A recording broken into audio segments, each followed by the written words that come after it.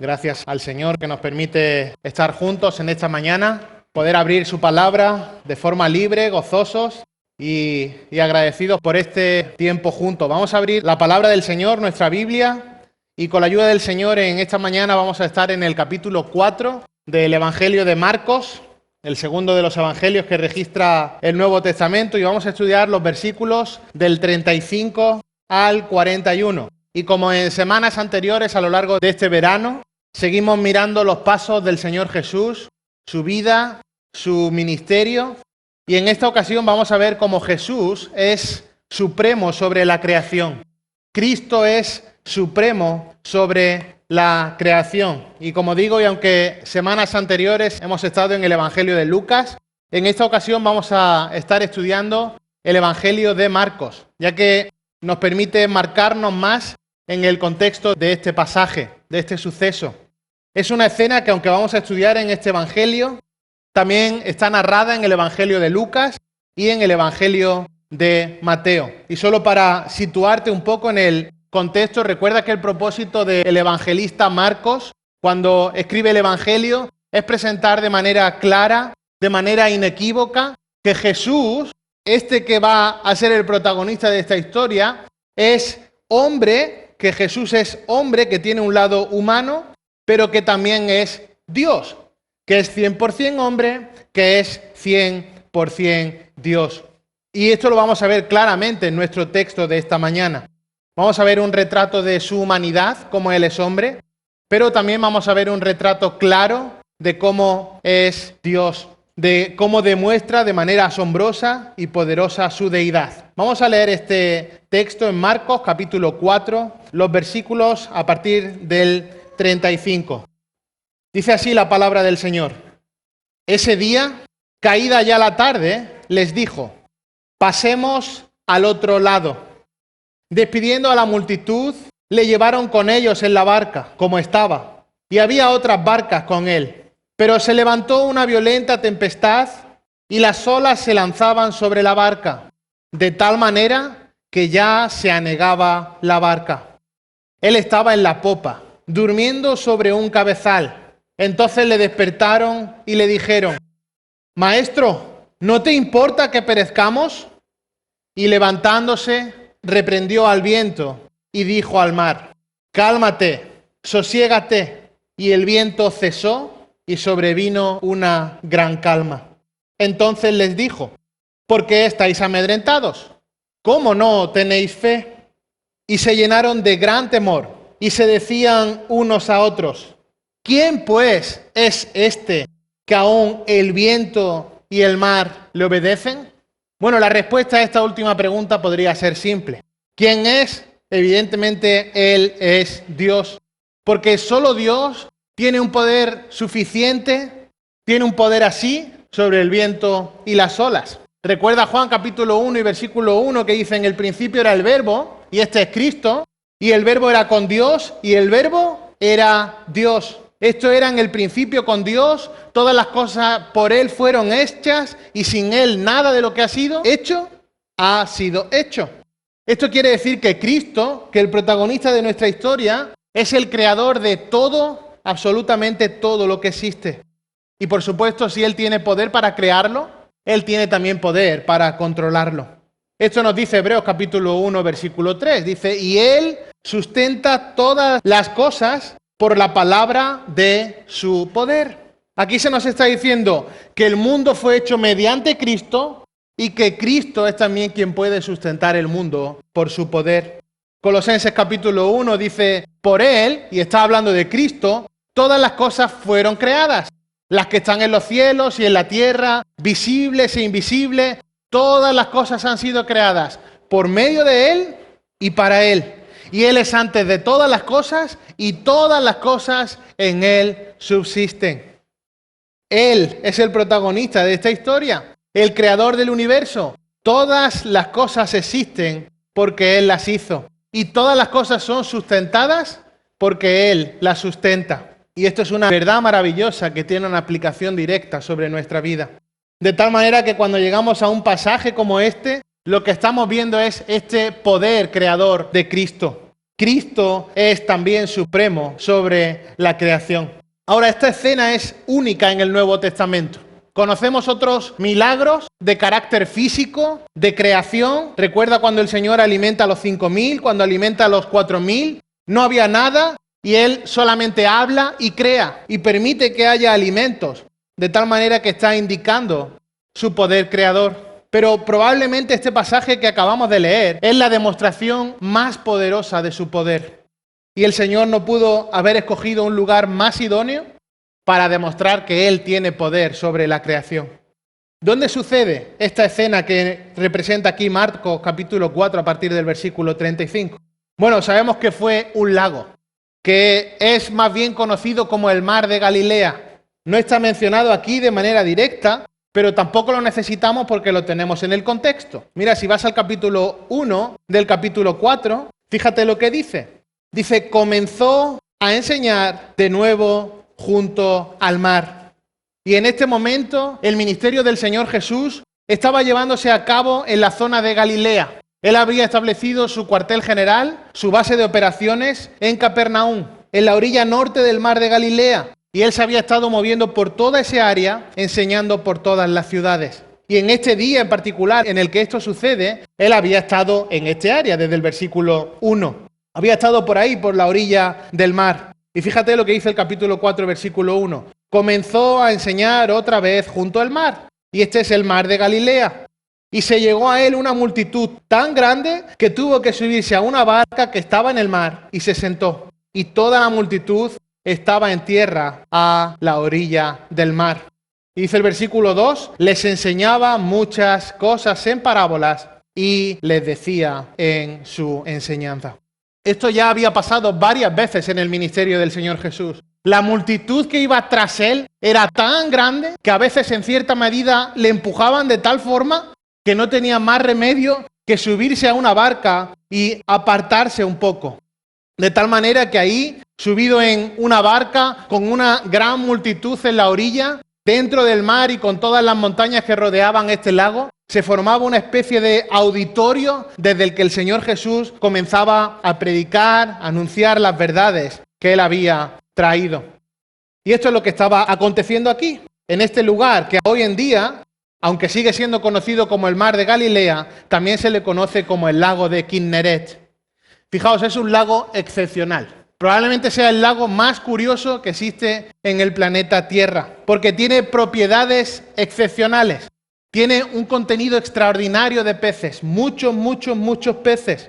Y esto hacía que aún en esta época fuera un lago que ofrecía muchísimos recursos a la gente que había en la zona. Además está rodeado totalmente de montañas. En cierta medida el lago era como una especie de contenedor. Tenía muchísimos peces y esta probablemente fuera la razón por la que muchos de los discípulos eran pescadores. Era una zona próspera en la pesca. Además estaba situado de manera excepcional. Estaba solo a 40 kilómetros del mar Mediterráneo, rodeado de montañas, como he dicho antes, y esto hace que aún hoy científicos vayan y hagan investigaciones acerca de las peculiaridades de este lago, porque es diferente, como decía antes, a cualquier otro lago o mar en el mundo.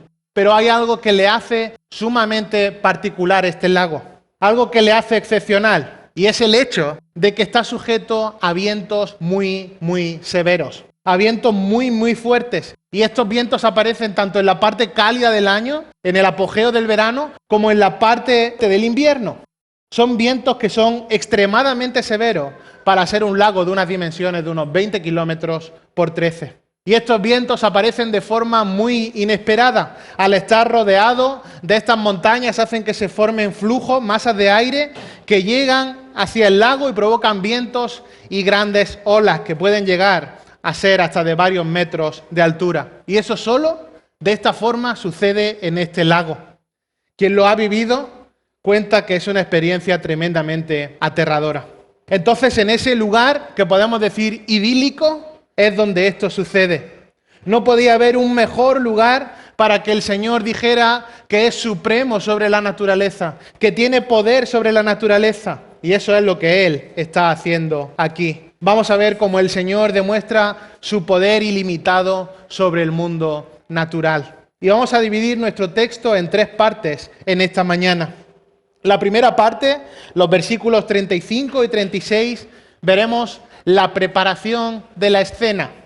La preparación de la escena, versículos 35 y 36. En segundo lugar, los versículos 37 al 40, veremos la tormenta y la calma. Y por último, el versículo 41, veremos la reacción. Comencemos con la primera de ellas, la preparación de la escena. Fíjate, versículo 35 de Marcos 4.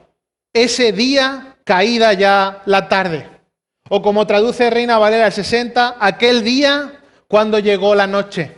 Ese día no es un día cualquiera, es un día muy específico. ¿Qué día? Bueno, es el mismo día que hemos leído antes en Marcos capítulo 4 y versículo 1, cuando el Señor había descendido junto al mar de Galilea y había empezado a enseñar a multitud de personas. Esto es lo que pasaba día tras día. Probablemente fue un día completo de enseñanza en el que el Señor Jesús no solo había estado enseñando, predicando, anunciando las verdades, sino que también probablemente había estado sanando enfermos, ayudando a necesitados, curando a gente. Lo que podríamos decir que fue un día típico en el ministerio del Señor Jesús. Un día agotador, un día en el que acabaría exhausto con todas las demandas que le presentaban al Señor Jesús. Y podemos asumir que Él está ahí en un punto de la orilla, en esa pequeña barca cerca de la ciudad de Capernaum. Y dice en el versículo 35, caída ya la tarde. Esto es que está viniendo la noche, es el atardecer. Y la gente en cierta manera podría estar volviéndose hacia sus casas. Y Él les dice a sus discípulos, fíjate, versículo 35, pasemos al otro lado. Bueno, y después de un día así, podríamos pensar que el Señor Jesús se iba para el otro lado para descansar. Sería algo lógico pensar que después de todo el día, después de soportar las multitudes, de haber estado enseñando y sanando, Él se fuera para descansar. Pero el Evangelio de Marcos nos dice que esto no fue así. Fíjate, capítulo 5, versículo 1. Y llegaron al otro lado del mar, a la tierra de los Gadarenos, y cuando Él salió de la barca, enseguida vino a su encuentro de entre los sepulcros un hombre con espíritu inmundo. O sea, Él no había ido al otro lado para descansar, para acostarse y disfrutar, sino que Él había ido al otro lado para encontrarse por lo que había sido ya ordenado y preestablecido por su Padre. Lo que le estaba esperando en el otro lado de la orilla era un maníaco gadareno que estaba lleno de demonios, para que el Señor finalmente terminara enviando esos demonios a una piara de cerdos que cayeran a un desfiladero y se ahogaran. Entonces, mientras que podríamos decir que se metió en la barca para alejarse y descansar un poco, resulta que el propósito del viaje era llevarles allí para encontrarse con un maníaco gadareno y también demostrar su poder sobre este tipo de fuerzas. Esto nos dice que el Señor Jesús siempre estaba operando dentro de una agenda divina. Nada se escapaba del perfecto plan y el descanso, por supuesto, quedaba en un segundo, tercer o cuarto lugar. Ahora, no obstante, el día había sido tremendamente largo y el hecho de subirse a la barca para ir al otro lado también le iba a permitir tener un descanso de unas cuantas horas. Por eso fíjate lo que dice el versículo 36. Despidiendo a la multitud, le llevaron con ellos en la barca como estaba y había otras barcas con él. Despidió a la multitud, recuerda que ya está subido en la barca y dice que como estaba, se lo llevaron hacia el otro lado. Una barca que podría ser de cualquiera de sus discípulos, pescadores, Pedro, Juan, Andrés, Jacobo. Y dice que se lo llevaron como estaba. Es decir, no fueron, Señor, cámbiate de ropa, pégate una ducha y vámonos. Sino que como estaba ya ahí, que había estado enseñando en la barca, lo llevaron hacia otro lugar. Y esa palabra que aparece ahí, barca, probablemente nos da la idea de una barca pequeña. Sería el tipo de barca con el que los pescadores usaban para pescar normalmente en el mar de Galilea. Eran barcas relativamente pequeñas, barcas de pescadores como las de hoy en día. Y el agua estaba calmada.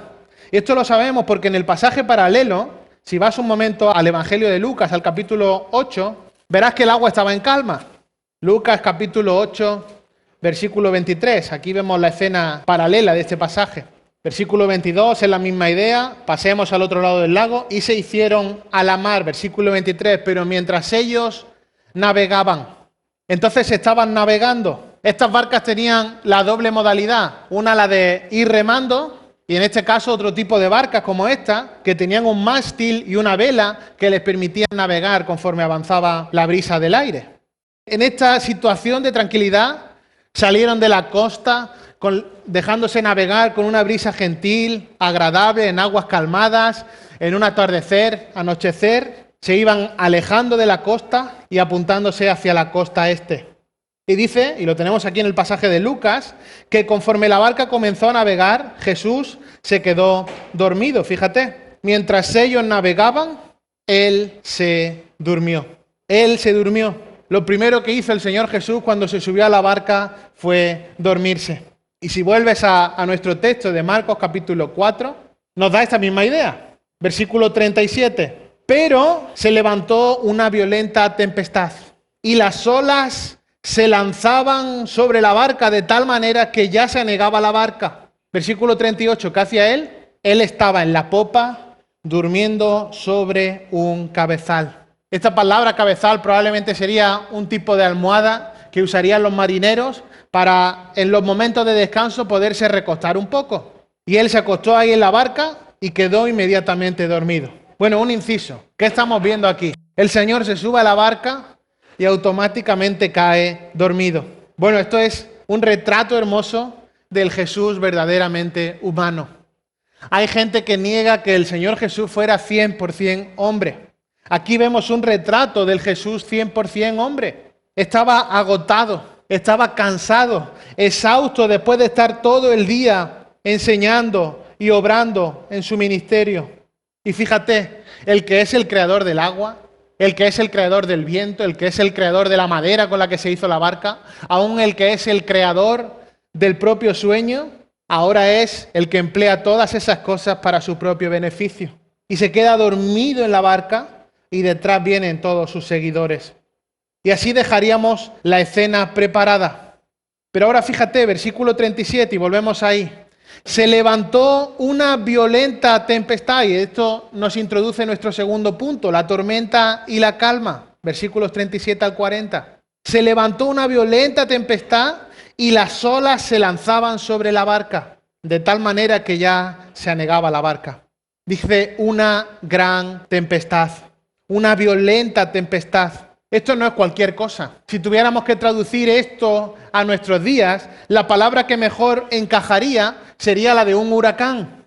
Un huracán, estamos hablando de un viento enorme. Podríamos estar hablando de vientos de hasta 100 kilómetros por hora. Y la idea de violenta tempestad, o como traduce Reina Valera del 60, gran viento, gran tempestad, es muy enfático. Era un viento muy fuerte, un huracán. Y es un lenguaje muy descriptivo, muy fuerte.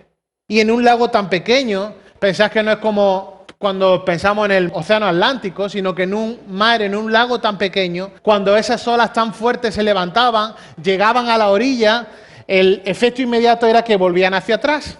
De tal manera que estaban en medio de una tremenda tempestad, en medio de un tremendo viento, en medio de unas grandes olas tremendas, en las que ola tras ola chocaban contra la barca, produciendo una enorme tormenta. Y verdaderamente los pescadores estaban familiarizados con las tormentas en el lago. Ellos vivían alrededor del lago y sabían que esto podía suceder. Pero esta tormenta que aparece aquí era una tormenta incluso más enfática. Era una tormenta que había sido ordenada en este momento por Dios para este preciso instante. Fueron vientos especialmente escogidos para cumplir este milagro, para colocar a nuestro Señor en la posición de que Él está al control de la naturaleza, de que Él es supremo sobre su creación. Y esto es una lección. Aquí vemos una lección tremenda.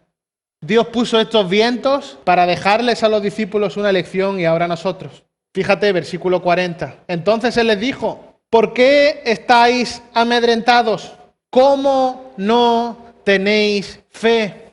Y esta es la lección. Esta es una lección de fe, una lección de fe. El punto aquí es que nuestro Señor quiere enseñarles a sus discípulos que pueden confiar en Él, no cuando todo es bonito, no cuando todo va bien, no cuando todo es agradable, que eso sería lo fácil, sino que deben confiar en Él aún en las circunstancias más amenazadoras, aún en las circunstancias más duras, aún en las circunstancias más difíciles. Entonces estamos ahí, en medio de una tormenta enorme, como si el mar, ese lago, estuviera sacudiéndose de un lado hacia otro, como un huracán. Dice el versículo 37 que echaba la hora en la barca hasta el punto que ya se estaba anegando la barca. Además, Mateo 8, el pasaje paralelo, dice que ya era de noche, lo que añade aún más terror a la escena. Y esa barca se estaba hundiéndose, llenándose de agua, y no pueden enfrentar la situación. ¿Qué estaba haciendo nuestro Señor Jesús en medio de todo esto? Fíjate, versículo 38, una vez más. Él estaba en la popa, durmiendo sobre un cabezal. En medio de la tormenta, Él estaba calmado. Fíjate lo cansado que estaba. Esto nos da una doble vertiente. La primera es la idea de que aún en medio de la tempestad, aún en medio de la tormenta, Él sigue siendo Dios. Él controla todo. Pero una vez más, un retrato de su humanidad, porque aún la tormenta no le despertaba. Estaba exhausto. Esto es lo que estaba experimentando el Señor Jesús en esa barca, tan agotado que ni aún los fuertes vientos le despertaban. No sé si alguna vez has estado así. Yo recuerdo después de un ejercicio en Zaragoza, de 15 días de maniobras muy duros, volvimos a casa un viernes y recuerdo montarme en el AVE en Zaragoza, cerrar los ojos y que en Córdoba me dijeran, esta es tu parada. No había sido consciente de lo que había pasado de nada en el viaje, caí dormido. Y esa es la idea llevada al extremo del cansancio, de lo exhausto que estaría el Señor Jesús. Lo que nos muestra una vez más su humanidad, que Él es un hombre real, un humano real, que entiende el cansancio y que estaba tan cansado que aún en medio del azote del mar, Él permanecía dormido, en paz, cansado, pero totalmente en calma, durmiendo sobre esa pequeña almohada. Ese que está ahí en calma en medio de la tormenta es el creador de esa propia tormenta. Y dice el versículo 38, fíjate, entonces le despertaron y le dijeron, Maestro, ¿no te importa que perezcamos? Es como decirle, pero ¿cómo puedes estar ahí dormido cuando estamos enfrentando esto? ¿No te importa que estemos pereciendo? Y esa palabra perezcamos nos lleva a considerar que ellos verdaderamente creían que iban a morir. Creían que el siguiente paso que les esperaba era la muerte inevitable, que no iban a sobrevivir a esto. Estaban conscientes de la severidad del peligro que estaban enfrentando. Conocían la situación en la que estaban en tremendo pánico. Y es normal que estuvieran así en medio de una tormenta como esta. Y les dicen, pero es que ¿no ves cómo estamos, Señor? ¿Es que no te importa que perezcamos? Ellos ya habían visto cómo el Señor Jesús tenía poder sobre los demonios. Ya sabían cómo podía curar una enfermedad. Sabían que tenía poder sobre el mundo sobrenatural, que podía perdonar pecados, pero ¿podía salvarlos de una circunstancia como esta? ¿Podría librarlos de una tormenta así? Bueno, probablemente en su mente jamás llegaran a pensar que el Señor Jesús podría parar la tormenta, pero probablemente entró en la mente de ellos que aquel que había hecho todo eso al menos le iba a librar de la muerte. Él iba a poder proveer algún tipo de salida, alguna vía de escape, y es que no tenían a ningún otro a quien acudir. No había otro lugar donde pudieran acudir y le dice, Maestro, ¿no te importa que perezcamos? ¿No te importa que nos estemos muriendo? Mateo capítulo 8, versículo 26 dice que estaban amedrentados. Esto quiere decir que estaban aterrados y es que iban a morir, era algo inevitable. Probablemente pensaran, aquel que tiene el poder divino sobre la enfermedad, aquel que puede echar fuera demonios, quizá nos dé alguna salida para librarnos de esto. Además, ellos estaban muy familiarizados con los salmos. Entonces, probablemente habían podido recordar ese Salmo 65 que dice el versículo 5, oh Dios de nuestra salvación, tú que eres la confianza de todos los fines de la tierra y del mar más lejano, que establece los montes por su fortaleza, siendo ceñido con poder, quien calma los males, las olas que rugen. O el Salmo 107 que dice que Dios es el que tiene poder para calmar la tormenta y calmar las olas. Realmente no podemos saber lo que estaban pensando, pero sabían que no había una solución humana a eso. Que esto fuera del control divino solo podía acabar una cosa, en la muerte. Solo podían acudir a Dios, a Jesús, porque Él tenía el poder divino. Y fíjate, versículo 39. Y levantándose, reprendió al viento y dijo al mar, cálmate, sosiégate. No hay ningún teatro, no hay ninguna parafernalia como algunos intentan vender a la hora de hacer falsos milagros en el poder de Satanás, sino que Él simplemente habla de una forma natural y le habla al viento y el viento se detiene de manera instantánea. Y le habla al agua y el agua se detuvo de manera instantánea. Fíjate, cálmate, sosiégate, y el viento cesó y sobrevino una gran calma. El agua, el viento reconocieron la voz de su creador. Él le dijo al viento y a las olas que se sometieran a su voluntad y ambos se detuvieron. Marcos, fíjate que dice aquí que sobrevino una gran calma. O dicho de otra forma, en otra traducción, se hizo una grande bonanza. Y grande es megalo, la palabra mega, que es grande, muy grande. Se hizo una calma tremenda, gigante, una bonanza. El lago entero, después de estar en medio de una gran tempestad, las olas, los vientos, se quedó tan tranquilo como si fuera un charquito.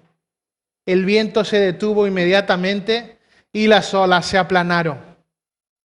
Bueno, si el viento hubiera cesado, como algunas personas dicen, si el viento hubiera cesado, aún las olas hubieran tardado un tiempo en volver a la situación de calma. Pero esto no fue lo que sucedió, sino que lo que sucedió fue que tanto el viento como el mar volvió a la calma en un mismo instante. El lago entero se quedó como un charco, de manera inmediata. El viento, el agua se detienen y hay una calma perfecta. Este es el poder del Señor Jesús. Un poder sobrenatural que con una sola palabra, millones de caballos de fuerza en el viento, se detienen. Que millones y millones de litros de agua en movimiento brusco son detenidos y llevados a una calma total. ¿Qué nos está enseñando Marcos en este texto? Que aquí está el Creador, que este es el Hijo de Dios, que es el Hijo de Dios y lo probó ya con su nacimiento sobrenatural, lo probó con su victoria sobre Satanás, lo probó con cada una de sus enseñanzas, lo probó con su poder milagroso y ahora lo estaba probando mediante su control tremendo de la creación. A la orden del Creador, a la voz del Creador, la tempestad no pudo hacer nada más que convertirse en gran calma. Y esta demostración milagrosa de su poder fue una lección de fe para ellos, pero por supuesto también es para nosotros hoy. Y entonces Él les dice, versículo 40, ¿por qué estáis amedrentados? ¿Cómo no tenéis fe? Estoy viendo vuestro pánico, estoy viendo vuestro temor. ¿Cómo es que no tenéis fe? En otras ocasiones también dice, hombres de poca fe. Él detiene la tormenta y señala la enorme debilidad de la fe de ellos. Ahora, esto nos lleva al último punto de nuestro pasaje, que es la reacción. ¿Qué nos hubiera gustado que hubieran dicho los discípulos después de ver esto? Bueno, podrían haber dicho, Señor, después de lo que hemos visto, nunca más vamos a volver a tener miedo. Si tú estás con nosotros, oye, ya no nos vamos a preocupar de nada, porque es que ya hemos visto lo suficiente. ¿Qué más podemos ver? Si estábamos a punto de morir en medio de un huracán y tú con una sola palabra has calmado todo, bueno, estamos convencidos de que a tu lado no nos va a pasar nada. Pero esa no fue la reacción. Fíjate, versículo 41. Y ellos se llenaron de gran temor. Esta es la reacción. Y ellos se llenaron de gran temor. Fíjate, el versículo 40 dice, ¿por qué estáis amedrentados? Y el versículo 41 dice que se llenaron de gran temor. Realmente es más enfática la palabra del versículo 41. Había más miedo en el versículo 41 que en medio de la tormenta. Y es que había algo peor que tener una tormenta en su barca. Y era tener a Dios en la barca. Eso les produjo pánico. Fíjate, se llenaron de gran temor después de lo que habían visto. Ellos sabían que estaban tratando con algo sobrenatural, que el Dios viviente estaba en su barca. El Creador, aquel que con una sola palabra podía calmar un huracán, estaba allí al lado. Y esto no les hizo responder de otra manera que entrando en pánico. No había otra explicación. Ellos sabían que eso que había pasado era algo sobrenatural. Y se decían el uno al otro, fíjate, versículo 41. ¿Quién pues es este que aún el viento y el mar le obedecen? Tremendo. Es una pregunta retórica. No necesita respuesta. Marcos ni siquiera nos da una respuesta. ¿De dónde es una persona así? Porque no es de por aquí. De la zona de Capernaum no es. Ni aún de la zona de Nazaret. Ni aún del país de al lado. Alguien así es algo sobrenatural. Un tipo de poder así no es un poder humano. Esto que acababa de pasar venía del cielo. La respuesta a esta pregunta retórica, ¿quién pues es este que aún el viento y el mar le obedecen? Solo tiene una posibilidad. Es que solo Dios controla los elementos. Y Él lo hace como Él quiere. En este caso, calmó la tempestad para la protección de sus discípulos y sus apóstoles. Tremendo. Cálmate, sosiégate, e inmediatamente vino una gran calma. Los discípulos necesitaban saber que Él no solo era Dios, sino que además era su protector. El Señor obró todo eso para proteger en última instancia a sus discípulos, para que no perecieran. Nada se escapó de su perfecto plan. Recuerda el Salmo 55. Echa sobre el Señor tu carga y Él te sustentará. Primera de Pedro 5:7, ahí está Pedro diciendo, echad toda vuestra ansiedad sobre Él, porque Él tiene cuidado de vosotros. El Señor fue su protector. El Señor hoy es nuestro protector. Entonces el Señor está comunicando dos cosas aquí. Primero, su deidad en forma de manifestación, de expresión de poder, pero en segundo lugar también su compasión, su empatía, su cuidado por los suyos al librarlos y protegerlos de una muerte prematura. Ahora, ¿esto significa que los cristianos no mueren? Claro que no, pero no mueren sino hasta que su tiempo haya llegado. Hasta entonces, hasta ese día establecido, tenemos la garantía de que el Señor protege y cuida y preserva a los suyos como lo hizo aquí. Si vemos esta historia, intentamos apartarla del poder divino, es imposible entenderla. Es una historia que no tiene explicación fuera de la deidad de Jesucristo. No hay una explicación humana para esto. La majestad de Dios es tan abrumadora que cuando se muestra una pequeña parte de su gloria, solo una pequeña parte, los hombres no pueden estar en su presencia. Tenemos el ejemplo de Job, el ejemplo de Daniel, ejemplo de Pedro, de Pablo, el mismo que calmó este lago, es el mismo que aún hoy sostiene cada átomo, cada partícula del universo. Él es el que mantiene el universo en equilibrio. Y llegará un día en el que Él vendrá, en el que Él restaurará el mundo, en el que quitará toda tormenta, toda tragedia de la que ahora nos asedia. Por culpa del pecado, toda la humanidad es culpable de quebrantar la ley de Dios. Y esto sin duda ha provocado su justa ira. Y por consiguiente toda la humanidad está separada de Dios. A todos aquellos que están sin Cristo, les espera la muerte eterna. Apocalipsis 20 dice que los que mueren en la incredulidad se enfrentarán para siempre al lago de fuego. ¿Quién puede ser librado de la muerte eterna? ¿Quién puede escapar de la muerte eterna?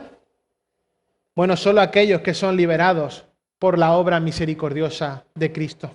Si hoy estás aquí y estás en medio de la tormenta de tu vida, en medio de una tempestad tremenda, sufriendo la carga, el peso por tu pecado, sin una salida, si sientes que debes ser liberado, entonces necesitas urgentemente ir a Cristo.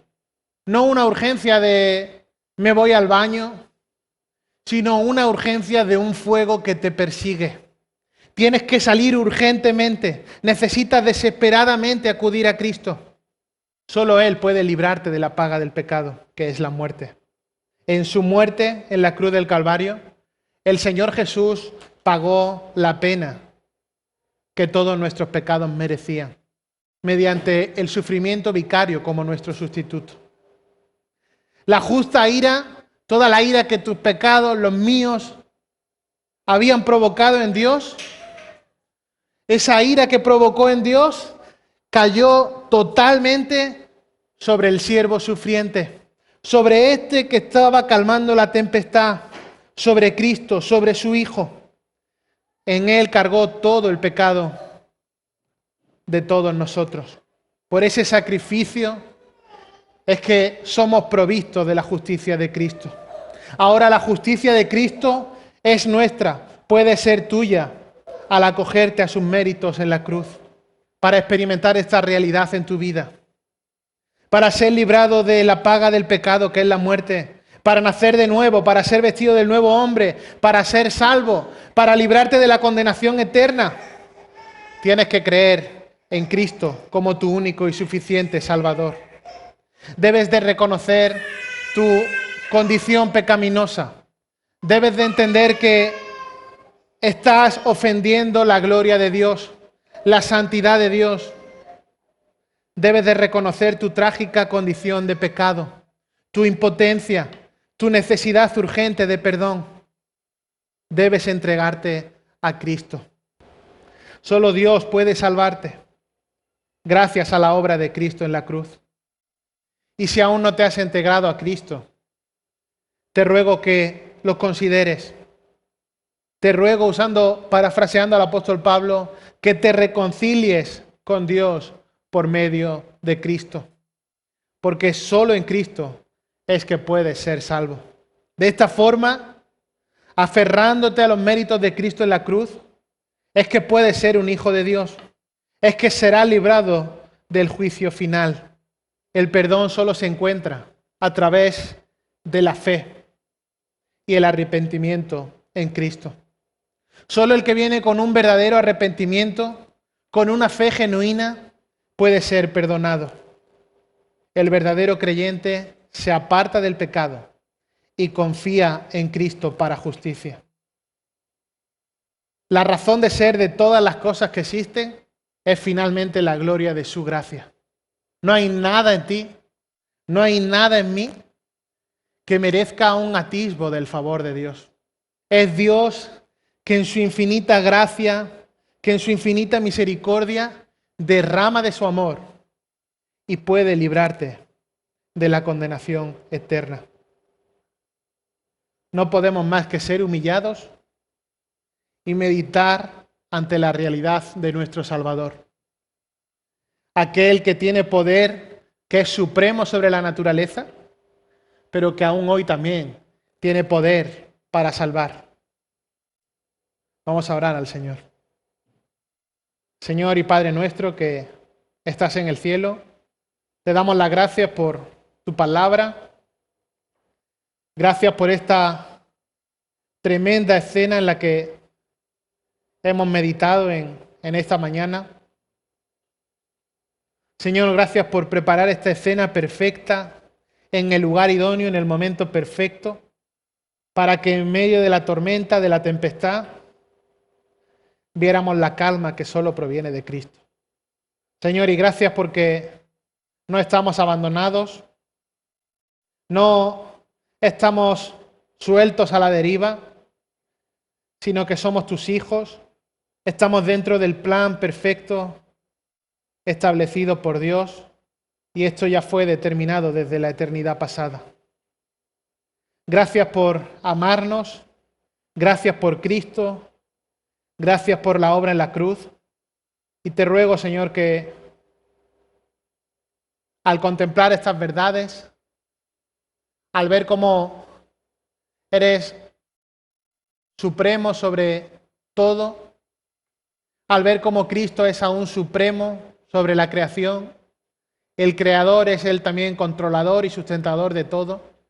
Señor, que al contemplar estas maravillas, podamos ser humillados, Señor, y esto se traduzca en una adoración tremenda hacia ti.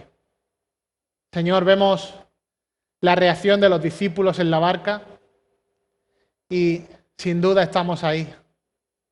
Queremos, Señor, que ver tu gloria, ver tus verdades, nos maraville, Señor, y nos permita seguir viviendo vidas que te agraden.